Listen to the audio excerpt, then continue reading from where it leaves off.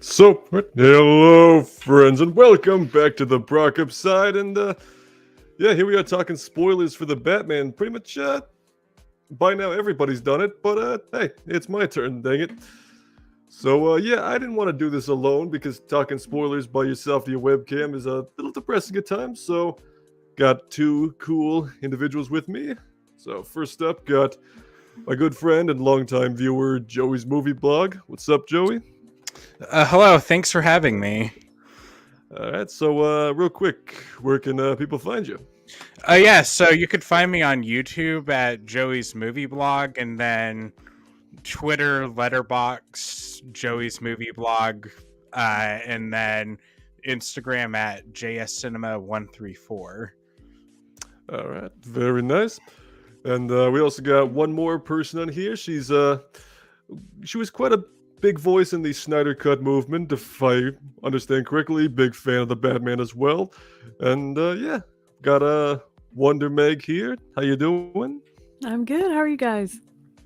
Yeah, fantastic. So yeah, tell us about yourself. Where can we find you in the internet sphere of sorts? Basically, you can find me on all forms of social media as Wondermeg, YouTube, Instagram, Vero, not Facebook, Twitter. Yeah. All right, very nice. So, like I said at the beginning, this is a spoiler talk, so obviously spoilers are afoot. You don't think you have to mention that, but sometimes you still do. So, yeah, for anybody watching, we're going to be going for probably about the next hour or so. We're going to hit what I believe are all the major spoilers.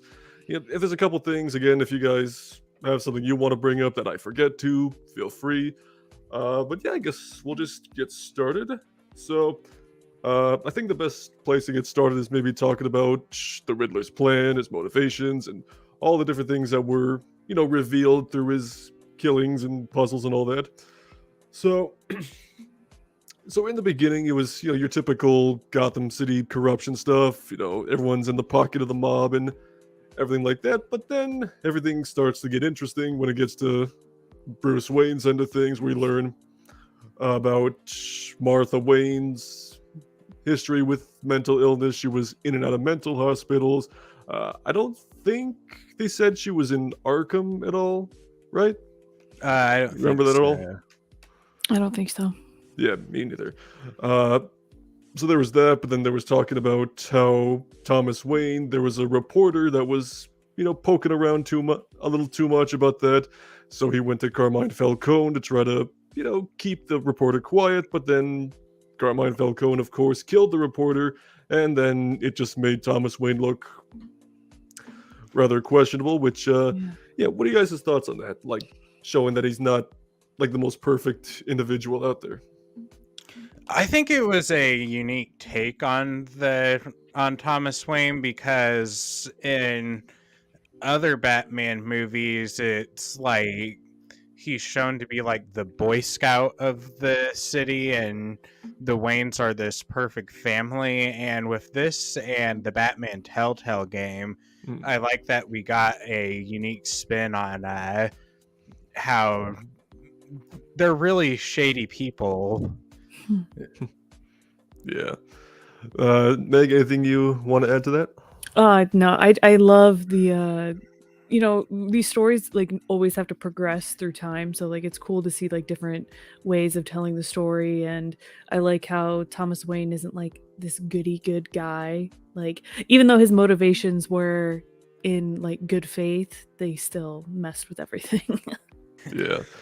And yeah, Joey, you mentioned the Telltale Game, which I think there was certainly inspiration drawn from that for this iteration, which, yeah, I think that is just a more interesting way to approach Thomas Wayne is, even though, I think, when you're, a kid, you have a different perception of your parents than you do when you get older. So like, oh, my parents were these perfect angels and then they're gone. But now it's like, not so much.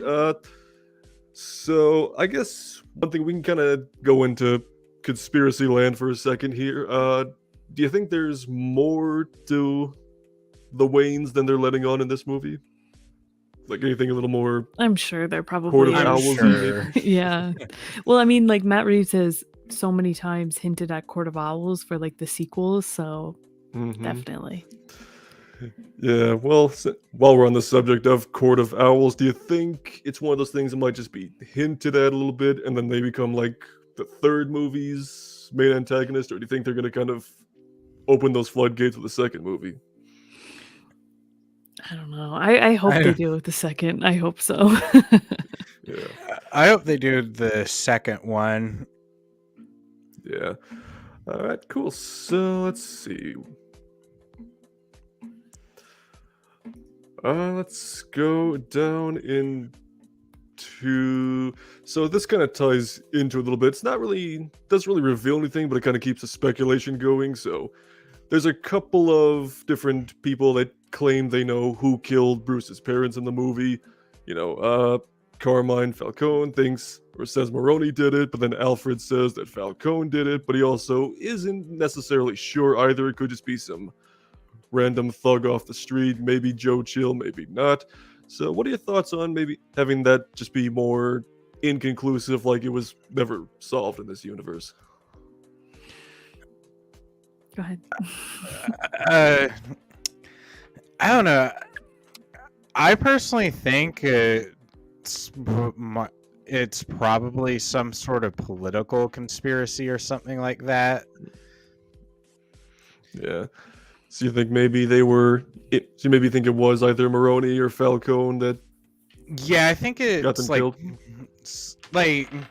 I think it's something like that. They paid some random thug to do it, and that's my theory. I like the idea of it being ambiguous. Like it'd be cool if we didn't find out until like the end of the trilogy. You know, like this is what keeps Batman going, like searching for like his parents' killer, and like he gets into the Court of Owls. He just digs deeper and deeper. I like the idea of it being ambiguous. Yeah. I think as long as it's not the Joker this time, I think we'll all Yes, be happy. yes, please. Yeah. But yeah, that would be kind of cool though if it did get revealed who it was. Like maybe if it was like Joe Chill, but Joe Chill was gonna be hired by somebody, one of these mob higher ups, and then maybe we could have like a moment like from Batman Brave and the Bold where Batman confronts him, like, "Hey, remember me, you little asshole?" Because how crappy would you feel if you just killed two people and then you made Batman in the process? So. Yeah, imagine that. Oh my gosh. All right, so we got a couple comments coming in. We've got Tyler Calvert joining in. Did you guys plan out the matching shirts? Not No. verbally, apparently. I just put this one on because it's the simple logo design. Then Meg popped up having it, and then Joey, you were like, "Hey, I've got one too." I was like, "Put it on now." So yeah, I mean, happy accident for sure, and glad you could make it.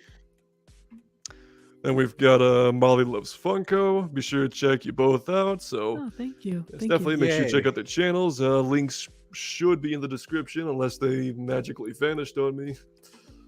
But yeah, so I guess moving right along. Okay, so before we dive into one of the bigger ones, I've got just kind of a general question that I've been racking my head around for a few days. I'm like, I don't know if I just simply did not pay attention when it happened or what. But what the hell happened to the police chief? The commissioner? Yeah, the guy with all the epaulets and the mustache being like, "You're in so much trouble, Batman." That guy. Khan. I don't know what happened. He kind of just like Con O'Neill just showed up and went, "Sayonara, everyone." Oh, Yeah, you're talking about the guy that has like the super raspy voice, right? Yeah, Yeah, the I old don't older white know. dude with the gray Yeah, mustache. he just like Yeah. showed up in that scene and then you didn't see him again, 'cause right? he was in the funeral and the bomb squad and the police Yeah. station. He was like threatening to, lock Batman away, and they just kind of dipped. I was Yeah. thinking about that. I was like, did Riddler kill him and we just didn't see it? 'Cause it's like, no, because we didn't see Batman and Gordon go to the crime scene or anything like that. I was like, And he was nowhere to be found when the whole city was flooding and Riddler's Yeah. 4chan goons were attacking everybody. So I think Con O'Neill probably had scheduling conflicts because I know he also had scheduling conflicts that forced him to drop out of Last of Us. So, oh, Well, dang, what else is he doing? I don't Can't know. being the It would Batman. it would have been nice to at least maybe they did explain it and we just didn't notice it because we were all wrapped up in Robert Pattinson just did the one hallway scene with the Yeah. strobe effects. Beautiful. So I don't know. Maybe he'll just pop up again like halfway through the Batman 2 and be like, I still don't like you, Batman. Goodbye. All right. So we got another comment in here from Daniel N. Where does Robert Pattinson rank in terms of your favorite actors to have played Batman? Oof. That's a bit of a loaded question. I'm not going first. Why don't you take the lead on this one? I love Robert Pattinson. I've always loved Robert Pattinson. I think he's an amazing actor and he's always been like super underrated. So I would say, I mean, I've only seen the movie twice, but he's probably my second favorite right now. Just because I love him as an actor and I think he just brings such a different take to Batman in this movie. Mhm. Ben Affleck is probably he's literally my favorite. That could change though. Who knows the more times I watch the Batman. But right now, definitely second. Yeah. I'm kind of where Meg is, where I feel like that it could probably change depending on how many on rewatches, but at the moment he's right behind Christian Bale at number 2. Very nice. Yeah, I think I'm in the same boat as you guys. I mean, I loved Ben Affleck's Batman just from the first time I saw BVS back in 2016. I was like, hell yeah, that is Batman. But then watched the Batman, I was also like, oh hell yeah, that is Batman too. So yeah, I like what you said. Robert Pattinson's an incredibly talented actor. I love what he brought to the movie. And again, it's only been out for not even 5 days, a week, so Yeah. it's a little soon to say, but I think he's definitely on his way to becoming the best one. He's definitely in my top 3 behind with Christian Bale and Ben Affleck, so but you know, he went up in ranks pretty quickly just from one movie, so I think that's impressive. Yeah, for sure. Okay. So, how about that part where Alfred got blown up? How about that? That was for a second. I thought when I was watching it, I was like, "Oh my god, are they really gonna kill Alfred?" Oh my god. That was my thought too. I was like, no. I know Andy Serkis said it was a small role, but you didn't say it was that small of a role. Yeah. I was just thinking, like, please don't pull an Uncle Ben. Please don't pull an Uncle Yeah. Ben. It was that scene was so good though. Like when he was driving in the Batmobile and you could see, he was calling the house, and it like pans out and you see like through the window of the car and all you see is just him screaming. Like you don't even hear it. You just can see that he's yelling.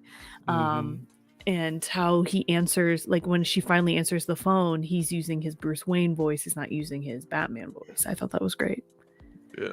Yeah, that scene kind of reminded me of have you guys played Arkham Origins at all? Yeah. Yeah.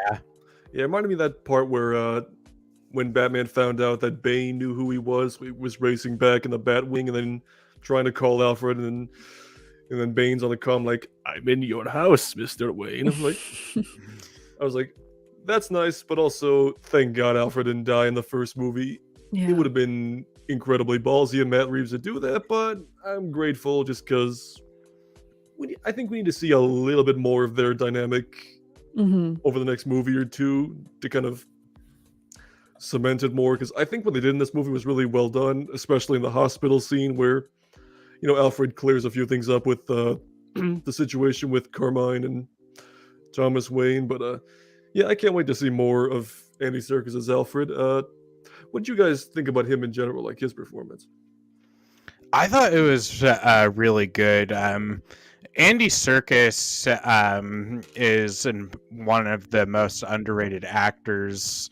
I've loved what he's done with Lord of the Rings and Planet of the Apes, and when they announced he was playing Alfred, I was like, this is an interesting choice, and I knew he was going to nail it. And he's not in much of it, but the scenes where he's in, he's great, especially the hospital scene.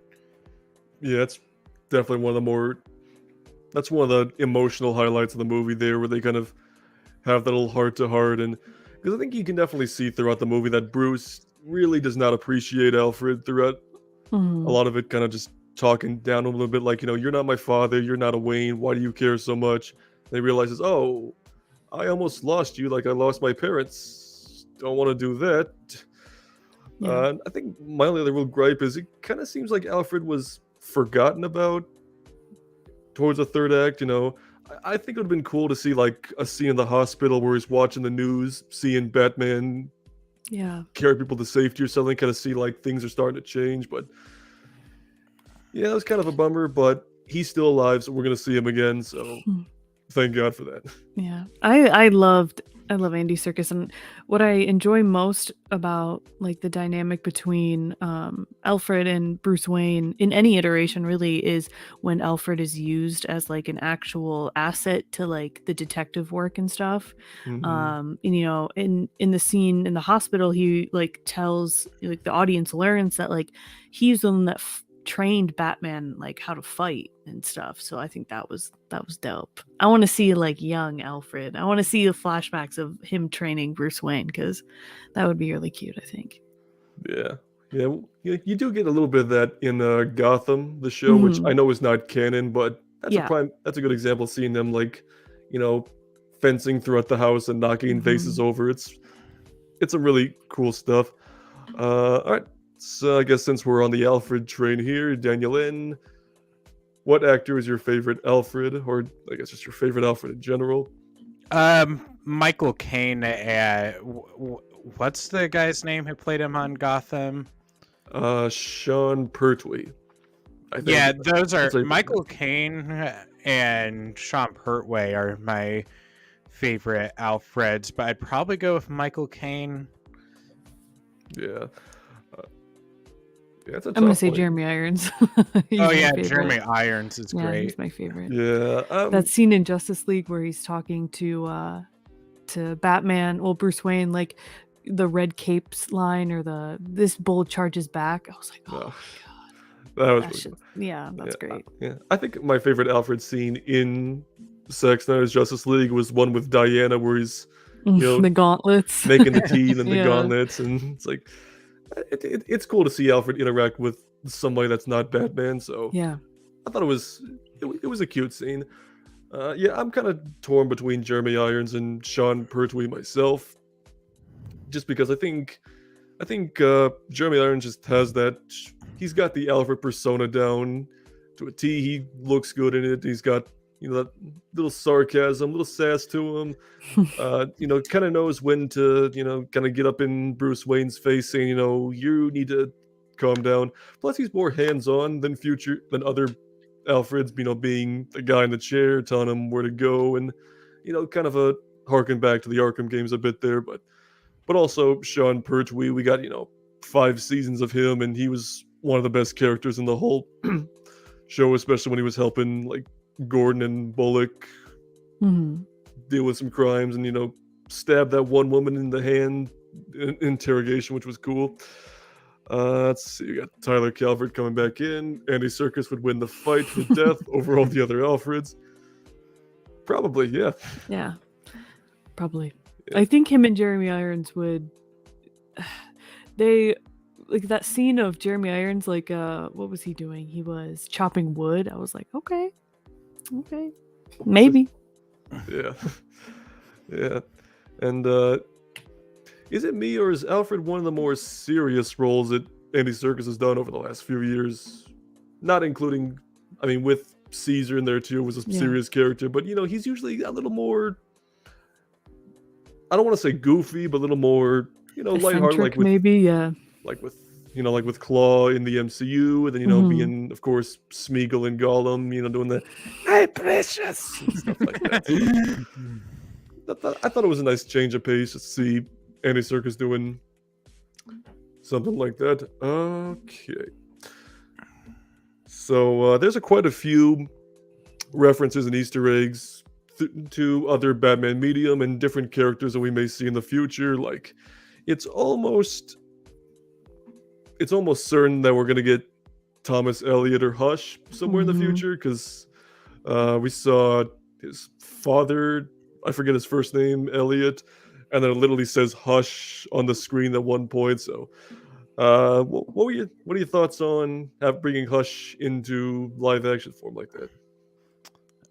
I just want to get some villains that either haven't been done justice on the big screen or villains that we haven't seen on the big screen before. So I think bringing in Hush would be a great change of pace, and I think it's probably the natural next step for the series to go. Mhm.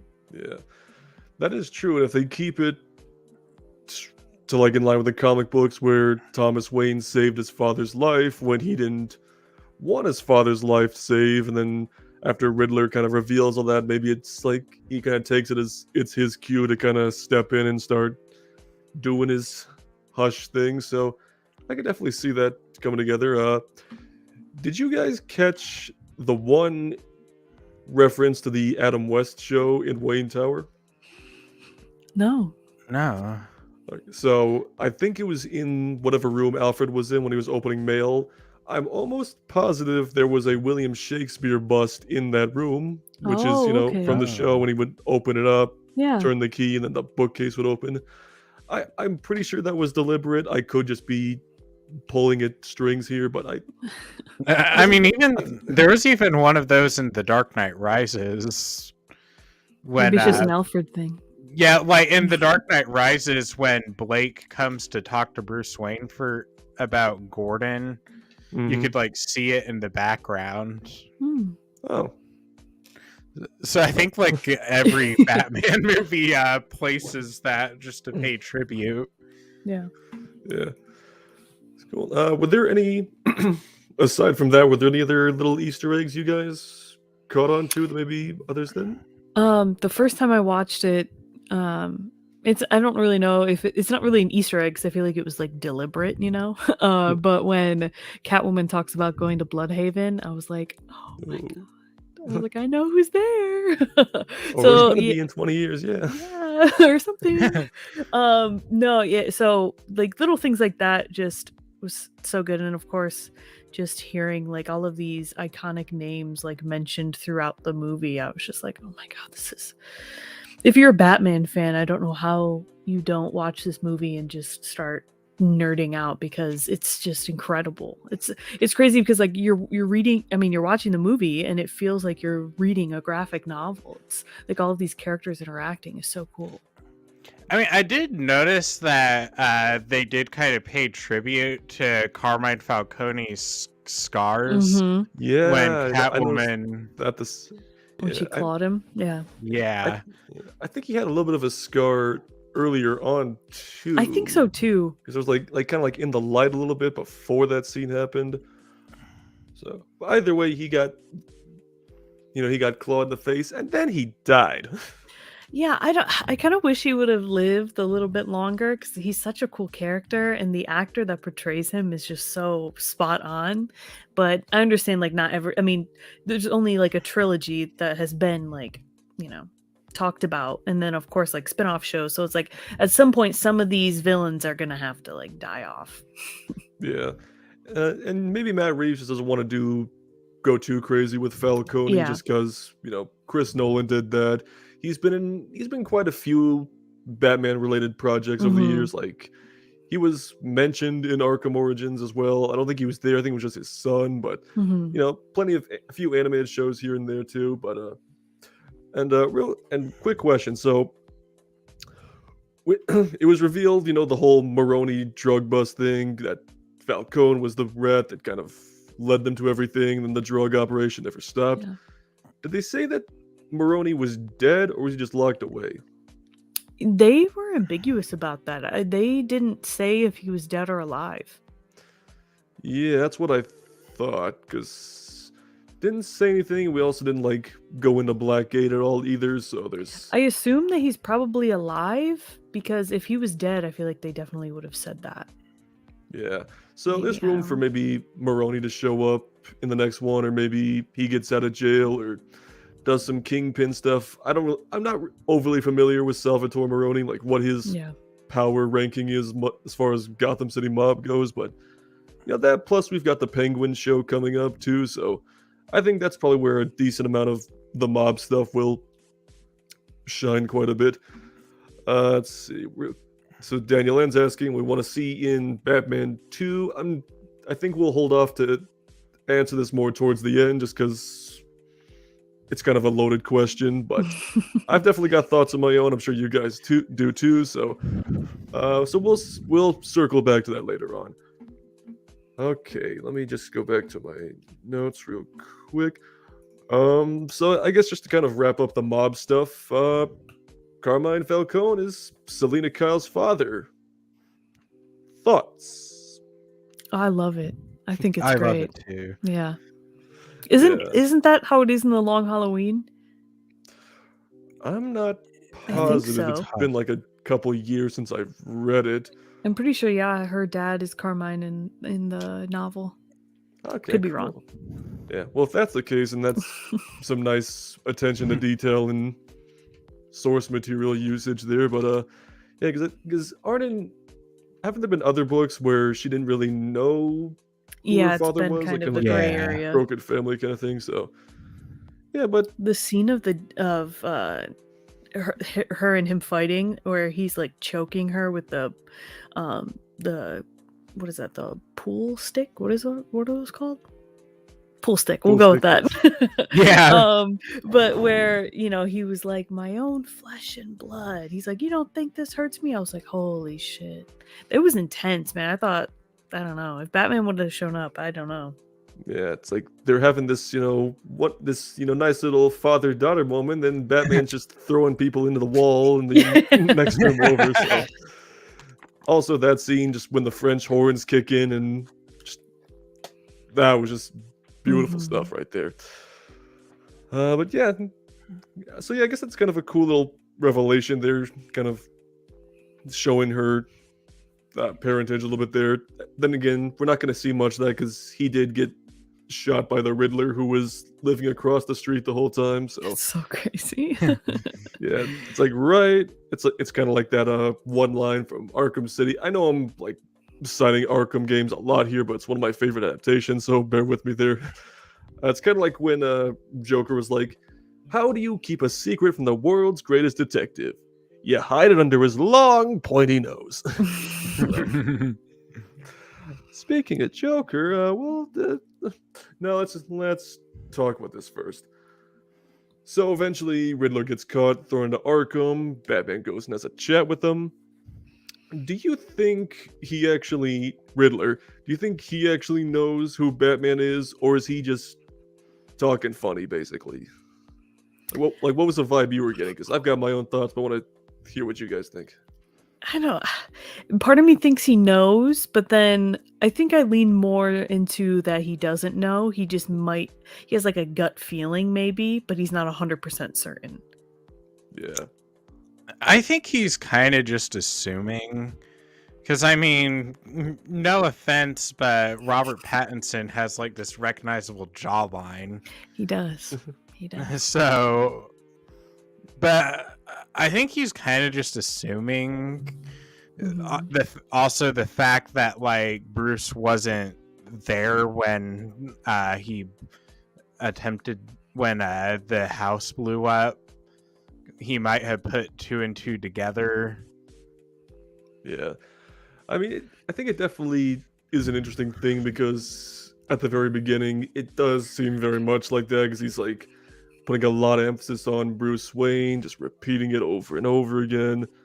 But then he kind of turns around and says, He's the only one we didn't get, right? Yeah, So it's I like, love that. That was so good. yeah. And then, like, Batman started the security camera. Like, I wonder if I can get away with smashing that out and punching this guy in the nose right now. So, yeah, I think he might know, but I'm kind of leaning towards he doesn't. But even if he does, he's the Riddler and he's insane and nobody's going to believe him anyway. So I don't think that's going to, True. it's almost like, I was gonna say it's almost like the ending of Batman Forever when he's locked up in Arkham and he's like flapping around in his little prison outfit, like I'm Batman. But we'll see. I got a strong feeling we're gonna see Riddler again after this, so that might come back into play a bit. Let's see. We got another comment from What Were You Watching? He does not know. That's my Yeah. guess. So I think it's kind of cool though that it wasn't like a definitive, I know you're Bruce Wayne, I'm gonna come after you again once I get out of here sort of thing. It's like, maybe I do, maybe I don't. That's for you to decide. I'm really excited to see like him and the Joker. Like I'm so excited to see the Rogues Gallery like develop and see how they interact with each other and Oh, their yeah. schemes to take down Batman and just how batshit they're gonna be together. No Yeah. pun intended. Absolutely. Let's see. So we got a couple more comments coming in here from You Know the Deal. Hearing a Yes. Nirvana song Yes. used in a Batman film makes it the best Batman film ever. Yeah, that was a very nice touch, and it's one of those things that's been in. It was like in 2 out of the 3 trailers used very effectively, and Matt Reeves even said he was listening to it while he was writing the movie, so it just kind of got naturally woven in there, and it was nice. I was afraid it was only going to be like, the end credit music, but it was used as a couple nice bookends of the movie, which I thought were effective. Let's see. Then we got Daniel N saying, what did you think of the almost 3-hour runtime? It barely felt like 3 hours in my opinion, and I kind of just didn't want it to stop. It's like reading one of the graphic novels. I'm like, just want to keep turning the page and hoping the pages don't run out. There was some point, some scenes did feel maybe a little like they could have had some stuff shaved off, but overall, some of the slow parts you felt, but it wasn't like, oh my god, could this get over with type thing. It was just like, okay, like I was not expecting like the chase scene. I didn't expect it to go as long as it did. I'm glad it did because it was awesome. Well, in my second viewing, I kind of noticed how the camera lingers a lot on like maybe certain shots, like on characters' faces. And my first watch I didn't notice, but the second one I definitely did, and I'm like, okay, like sometimes some of that could have been cut, but then I'm glad it wasn't because the movie is just beautiful. Yeah. My only issue is that it wasn't 6 hours long. Yeah. Yeah. I mean, I think the only part that felt like the pacing kind of slowed a little bit was kind of after like all the Falcone Maroni stuff, then pretty much up until the part where Selena goes to confront him. I thought that little chunk of the movie kind of slowed down a little bit. Otherwise, it just felt like I was along for the ride, watching Batman go through every corner of Gotham, talking to the various rogues and such, and I just ate up every second of it otherwise. So I think we're all kind of more or less on the same boat there. So I guess since we've already brought it up, the Joker is in the movie, and he's been in Arkham for like a while now, and yeah. So what do you guys' thoughts about Joker being introduced as like a little ending stinger and what it could mean for future movies? I kind of hope it's used like he's recruiting, like he's gonna wind up like recruiting them to be like a part of his squad or something. Yeah. Like I think like they should continue like the teases and all that, and then like end the series with this big culmination. Yeah, I agree. Like we've gotten so many iterations of the Joker. Like lately.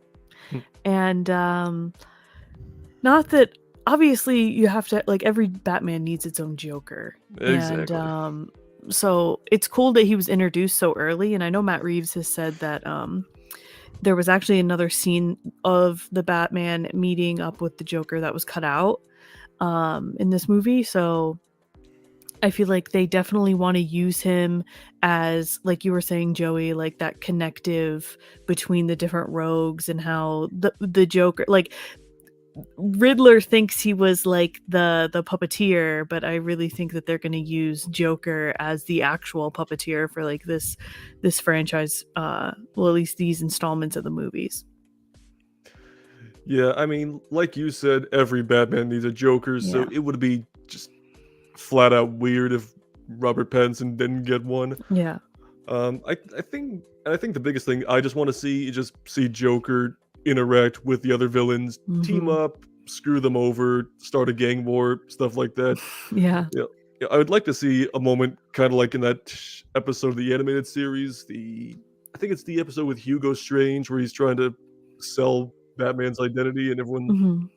and Two-Face is like, "Get out of my face, clown!" And he's like, "Which one?" Like stuff like that, because we haven't really seen that Yeah. in live action yet. Because Joker's usually just kind of by himself, or Mhm. he recruits somebody towards the very end of it. So a lot of potential there. I'm just kind of hoping that maybe he's not the main focus of the second movie. Like maybe he's locked up for part of it, but then Batman goes to talk to him about something, maybe like Hannibal Lecter style. And then maybe towards the end he breaks out. It's like, oh shit, the Joker is going Yeah. to. Well, that's like what the scene that was cut out is the Batman goes to Arkham to talk to the Joker, because like the Joker is like a serial killer, I guess, in this version, and he wants to get like advice from the Joker about Riddler. And like they've like had a short relationship already, so Yeah. and he has like a disease where like he can't stop smiling. Yeah, I read like a Reddit leak where like when like there was like this talk about like a Joker cameo and how like he was supposed to be like behind shadows or something like that. Yeah, Matt Reeves has been talking about it since basically the movie came out. Hopefully they put that on the Blu-ray. I feel like I I would hope have so. wanted that scene instead of the one we got, to be honest.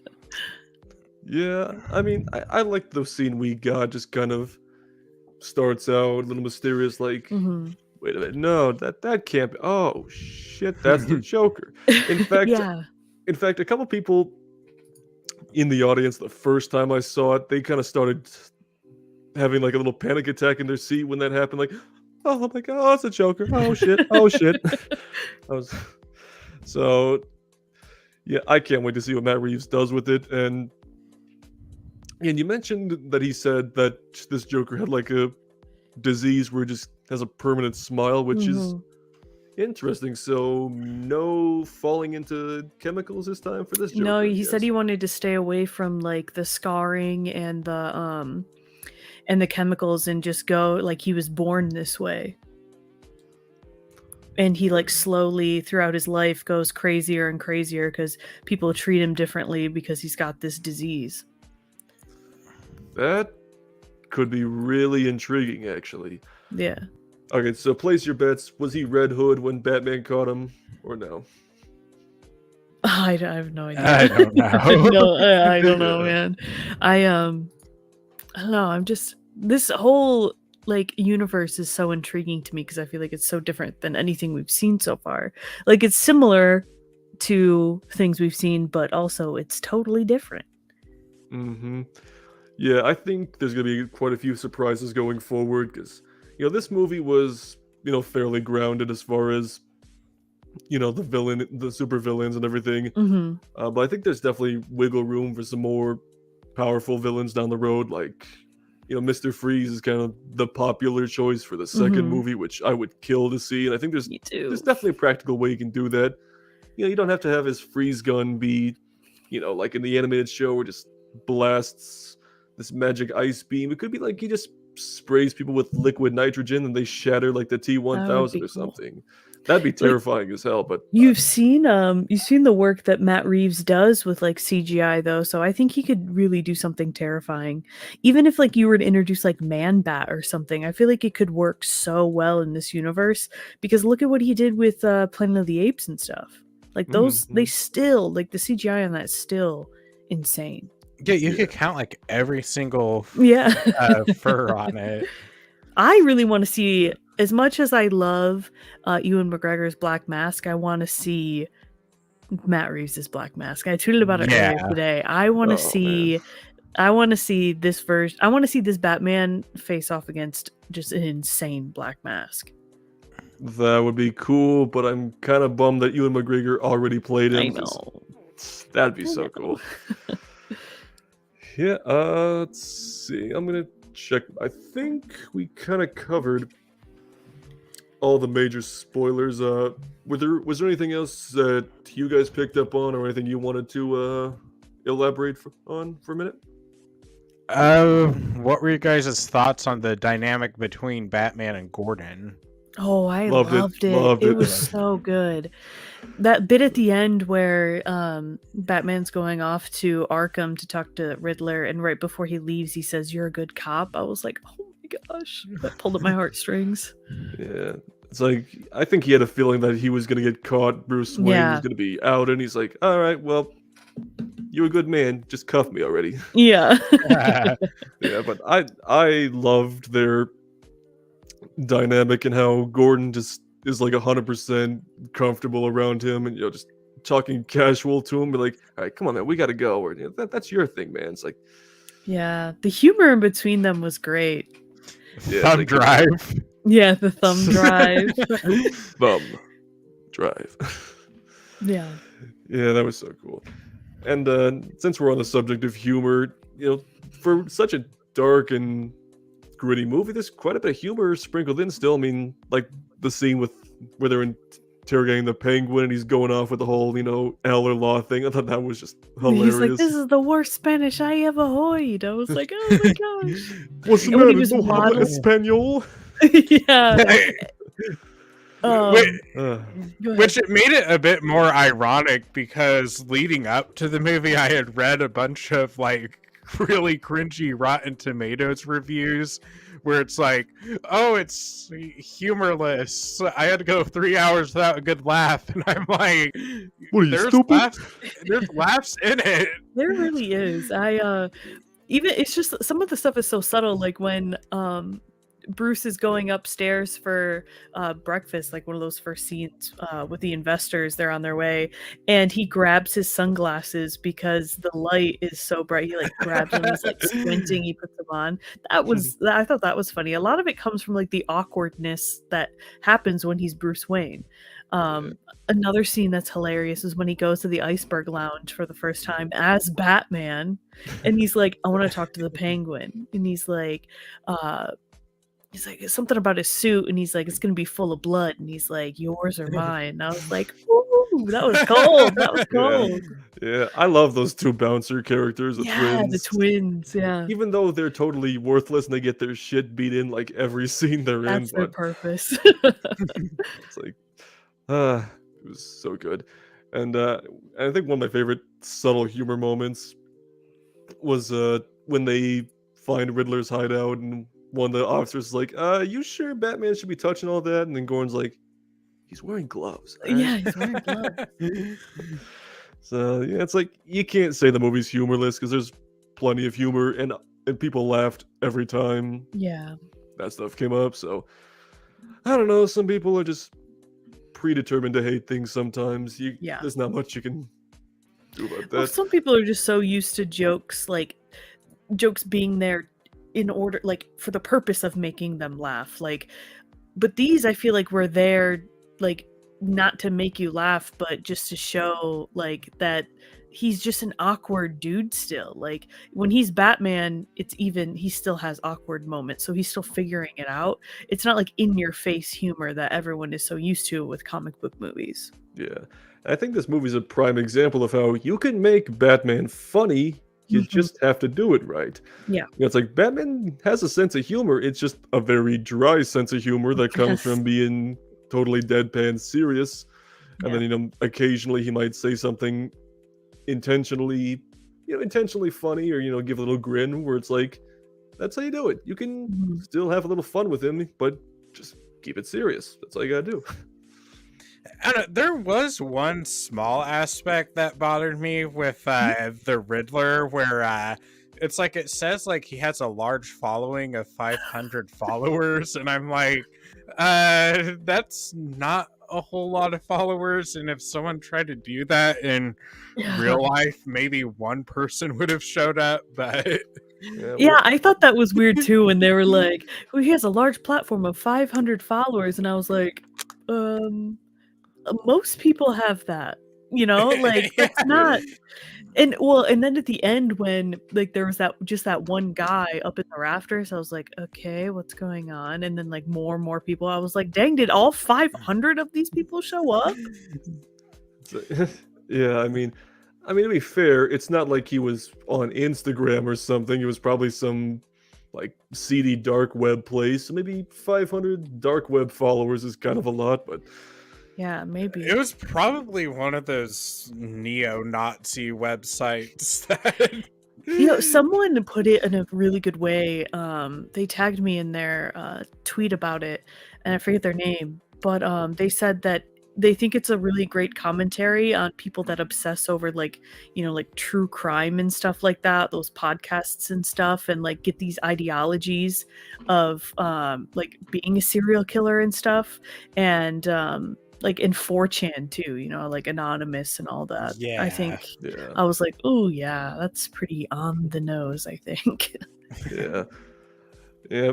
I just thought it was kind of cool though, having all those followers show up dressed exactly like him. It's like, oh, Yeah. cool, costume goons are back. I freaking love it. Yeah. And it made me appreciate his outfit even more in the movie because like obviously we're gonna get another one. Like that Yeah, is like very prototype base level. Riddler Yeah. stuff. Yeah, Yeah, but that one had a purpose too of like, like an anonymous mask or something like that, where all of his followers gonna be wearing the same thing. I think in the next one, like if we see him in the next one, he's gonna get like a more maybe comic accurate looking outfit, maybe not covered, in question marks or something, but damn. although that would I do love that. I do. Yeah. Yeah, if I had to guess, it'd be maybe like the same jacket, maybe with a few question marks spray painted on, and throw on the bowler hat. Same like clear, mildly fractured glasses. Yeah. Maybe something like Arkham Knight, where he's kind of just got like a grungy Hawaiian shirt full of question marks. He's Yeah. covered in like motor oil and stuff. That'd be kind of cool. But it definitely the movie plays into like the flamboyancy of Riddler a bit. When he's Yes. broadcast like, solve these riddles, well, your bomb is gonna go off. I did like how it played into the campiness of the character without being like a joke. It was terrifying. Like when he was yelling, I was like, "Oh shit, okay." It's like, oh damn, Scary. don't put a bomb on my neck too. Yeah, Jesus. seriously, I was like looking around like shit. Cool. All right, so I did say we were going to circle back to this question. So I guess just to kind of wrap things up a bit, I'm sure you guys have like a little wish list of what you'd like to see in the second one. So if you maybe want to list off a couple things for the viewers and stuff. I want it to be because like this is year 2 Batman. I don't want the second one to like start right where this one ended. I want it to be like maybe a couple years into the future, like year 5-ish, 6-ish, I think would be great. And of course I want to see I just want to see Black Mask. He's like my favorite Batman villain. I want to see Black Mask, I want to see Mr. Freeze, and I want to see more of like the Gotham underbelly. Oh yeah. Joey, anything you'd like to?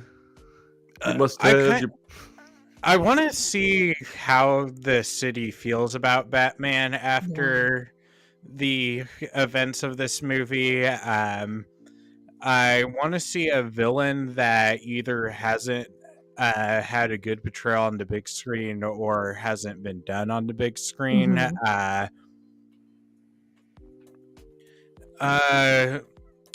I I want to see more world building of the city, and I want to see more about how like a lot of the criminals get to parts of the city that they haven't been able to reach, and then I also want bat nipples. Really? Get out. Get out. God damn it, Joey. Okay. It's hilarious. See, I guess for my wish list, that's actually a good point with like kind of showing what the public's perception of Batman is now, because it kind of shows like how his Batman is slowly progressing. Because at the beginning of the movie, it's like the bad people know about him and they're scared to death of him. But then at the end of the movie, he's becoming a symbol of hope and rescuing people and doing all of that. So that'll be interesting to see. One thing I would kind of like to see is something that's been done in the comics and like different animated shows and live action shows, is kind of like seeing people try to capitalize on Batman a little bit. Like you see guys running around like with Batman logo shirts, and it might be a little too far out there, but like maybe if we saw like Joker Burger or something in the future, like something just like, okay, you're going too far. They're wearing costumes, but they're still murderers and stuff. So it would be cool to see the sons of Batman. Yeah. Oh, that's a good idea, actually. Like maybe those same face-painted goons, after they, got the crap beat out of them, like, all right, this is my come to Jesus moment. I work for you now. That would be cool. Yeah, but yeah, for me, mention Mr. Freeze. I would love to see that, just because we haven't had a proper live-action adaptation of him in a long time. We got him in Gotham, but it's still not quite where I'd want Mr. Freeze to be. At this point, I think it's inevitable that Court of Owls is going to show up, so Yeah.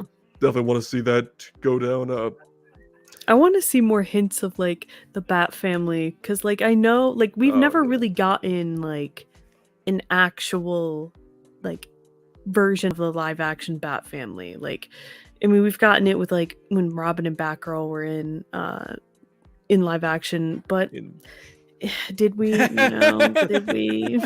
I want to see like the progression of the Bat family. I want to see Dick Grayson. I want to see Barbara Gordon. I just want to see like this whole universe just expand. Absolutely. And I need to see Nightwing. I just need it. And Batwoman. Fuck. Like, it's just, there's so much they can do. It's just crazy the possibilities that they've done with this movie already. Yeah. Yeah, definitely. I'd love to see the Bat family too. I think it would definitely be very interesting to have this Batman take on a Robin, especially if he's not like, peak prime Batman yet. He's still like figuring things out and figuring out his place and everything, and having to, mentor this young boy too. Yeah. There's definitely a lot that could be done there. Yeah, and I think, and this is something that we pretty much are going to get, is more Arkham. We've got, I think the Gotham PD show is supposed to focus solely on Arkham. I want to see that because I just love the lore of Arkham Asylum in the books and the games. Just this, mental hospital where, Amadeus Arkham and everything around there. So more of that'd be cool. A couple of the more fantastical villains, maybe, put through Matt Reeves' vision, like, again, Freeze, maybe Poison Ivy. Oh, yeah. I'm just going to throw a wild card there and say maybe Solomon Grundy at some point. Ooh, that would be cool. Don't make him a zombie, but, like, you can do something with a big, hulking, white-skinned monster guy. So, yeah, let's see. We got one comment here. It's Daniel N. chiming in saying he wants to see Deathstroke. Yeah. It'd be cool, but I really would like to see Joe Manganiello's. Me too. Have him get fleshed out more, but who knows how that's gonna happen. I was just grateful we got to see what we got of him in the Snyder Cut, so yeah, there's that.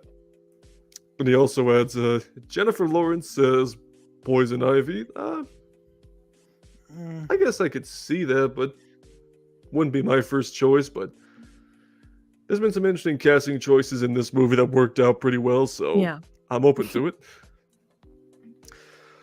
All right, and just like that, I think we kind of went through everything. Do you guys have any final remarks you want to say just about the movie, or where you think what the future holds for this iteration of the character? No, okay, I'm cool. just so excited. I'm so excited. I can't contain it. Yeah, I mean, I think this is truly the start of something amazing, and the fact that it's getting trilogy and then the spin-off shows, it's like the Batverse is real, and I'm all for it.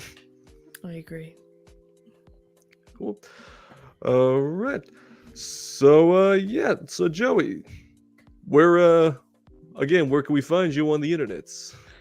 You could find me on YouTube, Twitter, Letterbox at Joey Movie. Like, it's just type in Joey's movie blog. You'll find me on all of those. Instagram's JSCinema134. And I'm also on Facebook, but unless I know you personally, I don't accept friend requests. Cool. And Meg, where can we find you? Even though you have like more followers than both of us combined. You can find me on Twitter, Instagram, Vero, YouTube as Wondermeg. Very nice. All right, so yeah, definitely thank everybody for watching and chiming in and listening to us ramble about what happened in the Batman.